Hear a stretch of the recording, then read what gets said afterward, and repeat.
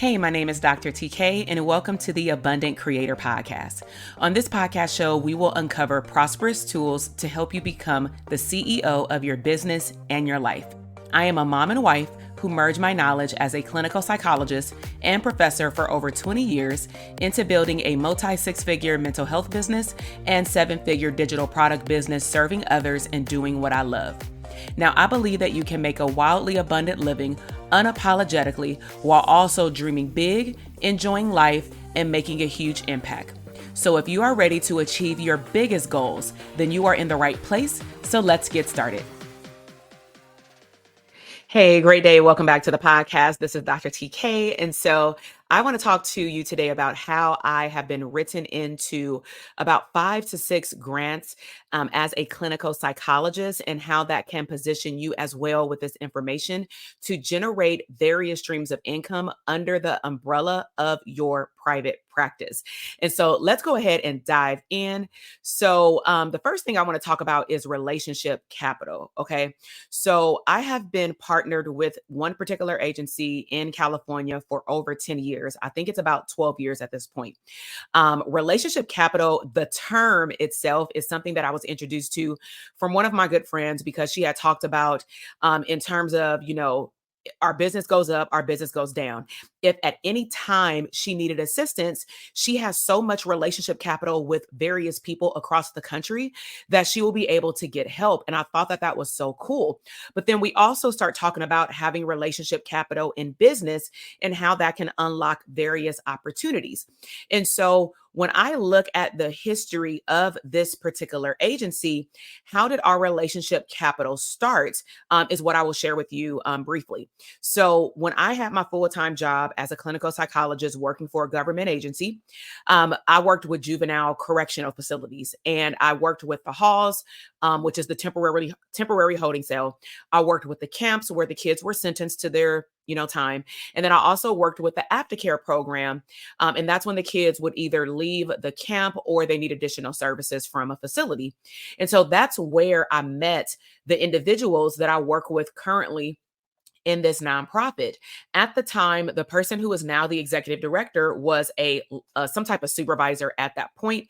And I started to meet them at these multidisciplinary team meetings, MDT meetings, for the kids who are being released from camp. Now, because I am very involved in what's considered like a holistic wrap service, like that is my thing, because I do believe that it takes a village, especially for children. Even if they're 17 or 18, they're still minors in my eyes. They're still in school.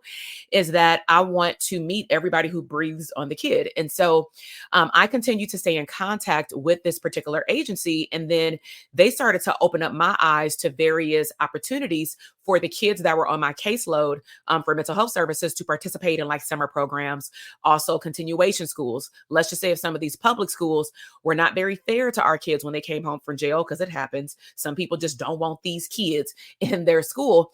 And no matter how much we would advocate and contact the superintendent, sometimes it just wouldn't work. And so we would get these kids into these continuation schools that are attached or was attached to this nonprofit back then. So that's how I started building up relationship capital. Now, what I want to be clear about is that I was patient. When I was working with them, I was very assertive in what I saw of the need of what I can offer, especially when I left the county job. I didn't do any of these things that I'm going to educate you on today when I was at my county job, because that would be a conflict of interest. So don't do that. Okay. And I want you leaving this video or podcast episode saying that I taught you how to like double dip. Don't do that. So I was patient. I was assertive. I was also clear about what services I will and will not render when I started building a relationship with them, when they were inquiring about my availability, because they started to notice that with my help, that some of the grants that they were applying to or that they could apply to could include a mental health component or somebody in the mental health field to assist. And a lot of it was not direct therapy. It was like trainings and workshops, which was right up my alley. I was also very clear about what is my ethics code, because please note, people don't know what your ethics code is, right? So you have to educate them. And basically what I was letting them know is how I would best serve the client. We are supposed to do no harm. So, for example, after testing this out with a couple of their clients, I thought that it would be best if I would train, for example, their staff on how to refer their clients out to mental health services for long term trauma treatment versus me meeting with that client 1 to 3 times based off of their funding of being able to pay me to do the services. And me opening up these people's Pandora's box. These are adults, these are transitional age youth. And then I can't close the box because now they trust me and they're able to be open. But let's just say the agency can't pay for all of these people to be seen long term with me in therapy. So I thought, let's talk about how we can find funding sources so that I can do trainings with just the staff as well. And then they can link these clients to mental health services long term. So that's how I set myself up for relationship capital. Okay. Now, after relationship capital, let's talk about being very specific with your offer. So as I just mentioned, I was talking about like my ethics code and how I am going to adhere to it. So with my specific offer, I was very clear about where I wanted to put my time. So I prefer still to this day not to overly extend myself and do long-term one-on-one therapy. I don't mind helping out when there's a crisis situation, or maybe there is a person where they don't feel like they can get a good grasp on what else may be happening with the person.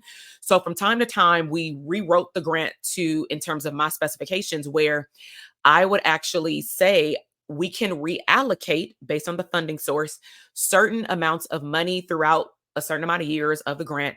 And for extenuating circumstances, and then I do a training with the staff on what that looks like, I can do an additional intake from a psychological perspective to then have the client sign a release of information and share it with the coach, the case manager, about where this client should be referred and what really is going on that does not meet the eye of when they talk to someone else.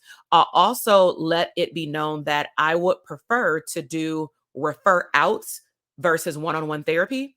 I would prefer to do group workshops where they can be more open and not feel like it's therapy. I don't want no damn therapy, because that's what they would say, the participants, versus group therapy services, because group therapy services requires an intake. It requires charting. And that feels like I'm literally running a full-blown private practice under the umbrella of this agency. And I did not have the capacity nor desire to do that. But I have no problem referring them out. I have no problem creating structured support group workshops where they don't have to open up all the way about their background, but I'm providing them with information based on what the support coaches or the case manager stated that these 10 gentlemen needed. Hey, they got some anger issues. Can you teach them coping strategies? Yes.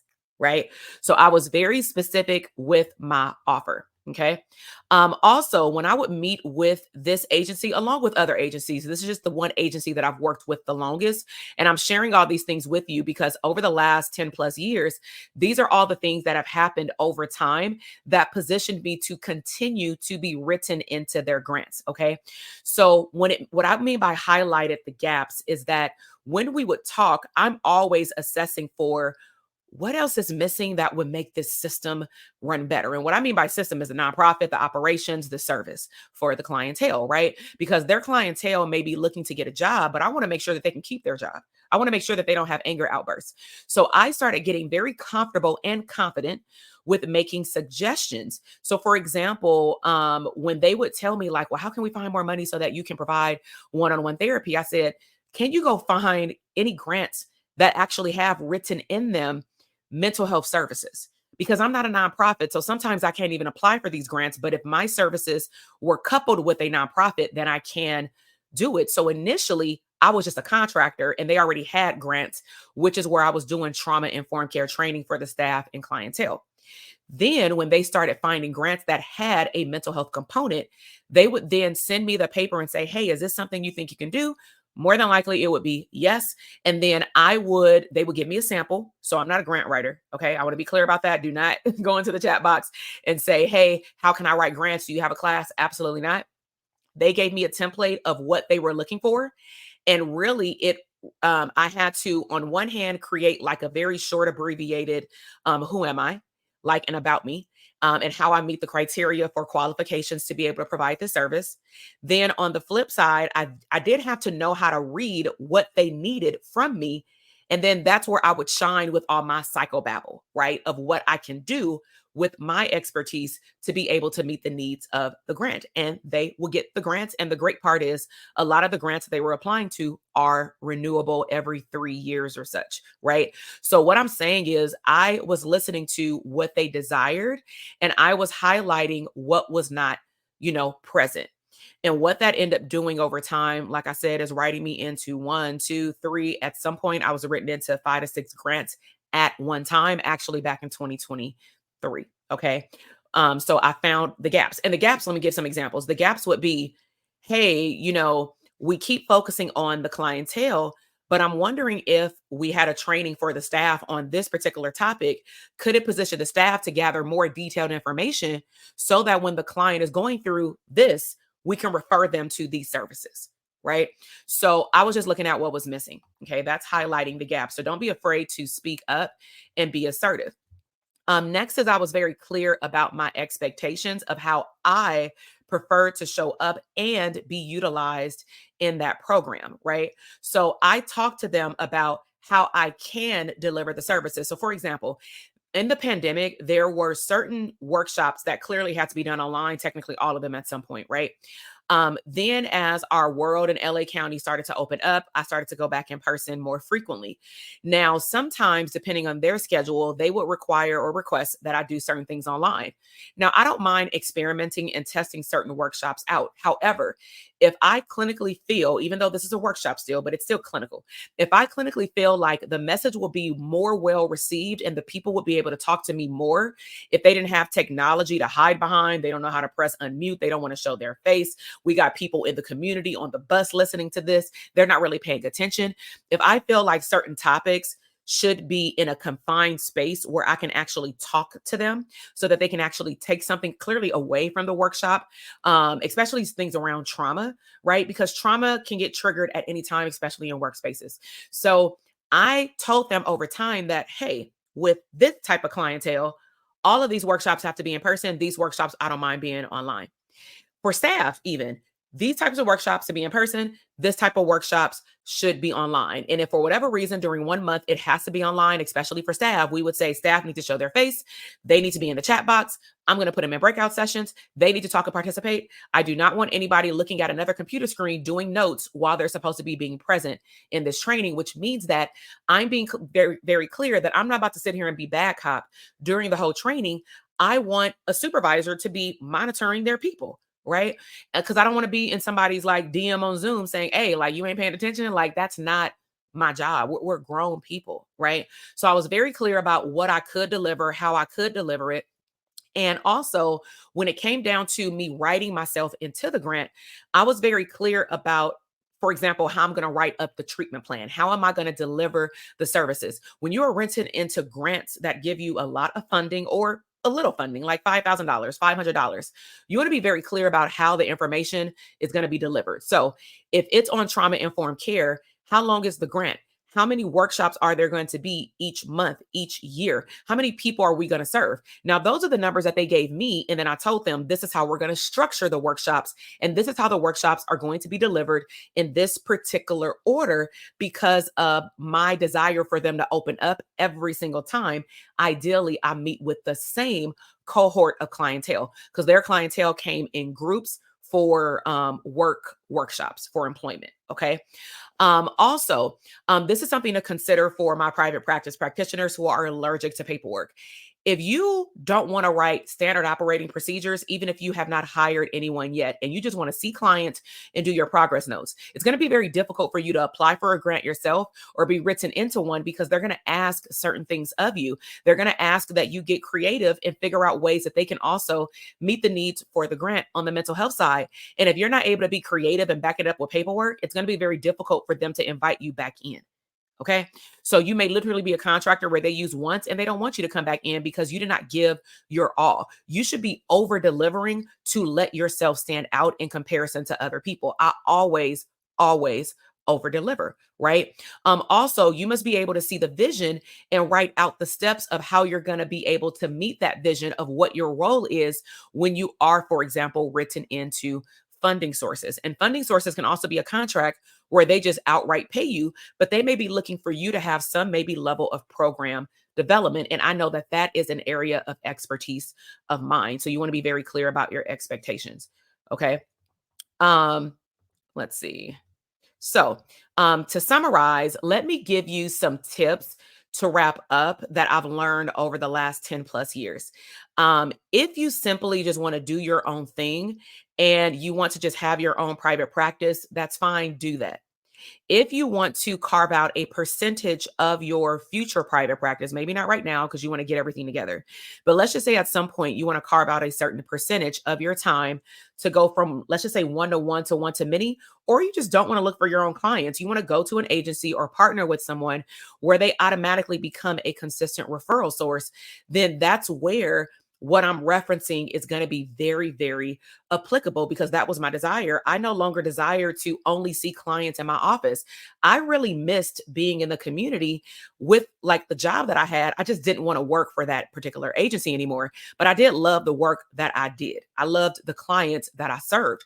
So my bigger vision always was, how can I create what I did in terms of work and service for the 9-to-5 job? And how can I create my own lane with my own schedule and negotiate with how much I want to get compensated for? Because you may have a desire to get paid $2,000 every time you speak. And that may be what somebody may want to pay you, but that may not be what some nonprofits, a lot of nonprofits who serve marginalized populations may be able to pay you. So the way that I conceptualize that is, how many times will I do this workshop? Because if they're able to position me to get recurring revenue and it's consistent, meaning I've tested it out month after month after month, and it's been very consistent, then I don't mind decreasing my caseload in my solo private practice because I can serve more people and make a bigger impact than what I can do by myself in my one-on-one practice. I can have a consistent schedule of my desires. I can show up and they can give me clients or a group of people. To me, this is a win-win for the agency because they're meeting the needs for the grants and serving more people in a different modality than just workshops on education and work. We're focused on the holistic full person at this point, right? And it also is a win for the clientele and it's a win for myself, right? So if you're interested in mental health expansion is desiring to have a group practice, but please note, the goal would be that you have a solid foundation, back office processes, paperwork in place, standard operating procedures of how you run your business, your EHR, how you do progress notes. Are all those things documented on a video or on a template, right? Then yes, go ahead and entertain the idea of being a group practice owner. And a group practice owner is not the same as being a clinical supervisor, different hats. Then come and see me. Check out the description box. We have resources available. We have what's called a DTA Platinum program. Now, depending on when you're checking out this podcast episode, it may be open, it may be closed for enrollment. If it is open, definitely follow the steps, get on the wait list, come to any type of information session calls that we have, because we want to vet the right person for that program. We also, under that program, have what's called Mental Health Expansion Track. Mental Health Expansion Track, but this is one big program. The Mental Health Expansion Track is focused on what I just shared with you, not grant writing, but how can you position yourself to pitch yourself to programs or services in which you don't want to do your whole practice no more by yourself. You would rather collaborate and be a partner. Okay. So if you love this video, please share it with another therapist that you know. Also, if you are new here, welcome. If you are returning, welcome. Please subscribe to the channel to let me know that you enjoyed this content. I have so much more to give. Leave this video a thumbs up if you found something valuable, and let me know what was your best tip that I shared in this video down below. I look forward to producing more content like this and sharing with therapists various ways of how to diversify what you already have going on. And until the next podcast, have a great rest of your day, great rest of your week, and bye. Fire me up. You just finished another epic episode of the Abundant Creator Podcast. Now, I would love to connect with you, so be sure to head down to the show notes for any additional abundant resources. And if you are looking for a new tribe of abundant creators like yourself, connect with me on Instagram at Dr. TK Psych or YouTube at Dr. TK. Until the next episode, create and live abundantly.